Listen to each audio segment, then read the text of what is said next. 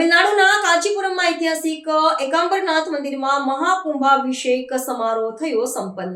તમિલનાડુના કાંચીપુરમમાં આવેલા 1300 વર્ષ જૂના ઐતિહાસિક એકાંબરનાથ મંદિરમાં 17 વર્ષના લાંબા અંતરાલ બાદ ભવ્ય મહાકુંભાભિષેક મહોત્સવ યોજાયો હતો. આ પવિત્ર પ્રસંગે સવારે 5:45 કલાકે મંદિરના ભવ્ય રાજગોપુરમ અને વિમાનો પર પવિત્ર જળનો અભિષેક કરવામાં આવ્યો હતો. ત્યારબાદ સવારે 6:30 કલાકે મુખ્ય ગર્ભગૃહમાં બિરાજમાન ભગવાન શિવ અને અન્ય દેવી દેવતાઓની મૂર્તિઓનો વિધિવત અભિષેક સંપન્ન થયો હતો. અલૌકિક દ્રશ્ય નિહાળવા માટે દેશભરમાંથી લાખો શ્રદ્ધાળુઓ ઉમટી પડ્યા હતા અને સમગ્ર પરિસર ઓમ નમઃ શિવાયના નાદથી ગુંજી ઉઠ્યું હતું. આ ભવ્ય મહોત્સવની તૈયારીઓ છેલ્લા ઘણા સમયથી ચાલી રહી હતી. રાજ્યના હિન્દુ ધાર્મિક અને ચેરિટેબલ એન્ડોવમેન્ટ્સ વિભાગ દ્વારા અંદાજે 28 કરોડ રૂપિયાના ખર્ચે મંદિરમાં જીર્ણોદ્ધારનું કાર્ય પૂર્ણ કરવામાં આવ્યું હતું.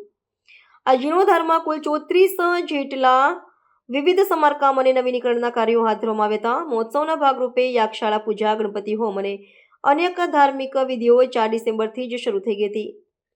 આ પ્રસંગે કાંચી કામકોટી પીઠના શંકરાચાર્ય સ્વામીઓની વિશેષ ઉપસ્થિતિ રહી હતી, જેમણે નવી સુવર્ણ રથયાત્રાનો પણ શુભારંભ કરાવ્યો હતો.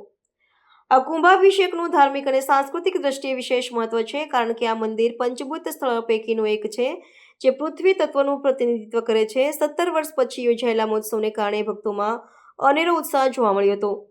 તંત્ર દ્વારા ભીડ નિયંત્રણ અને સલામતી માટે ચુસ્ત પોલીસ બંદોબસ્ત ગોઠવવામાં આવ્યો હતો.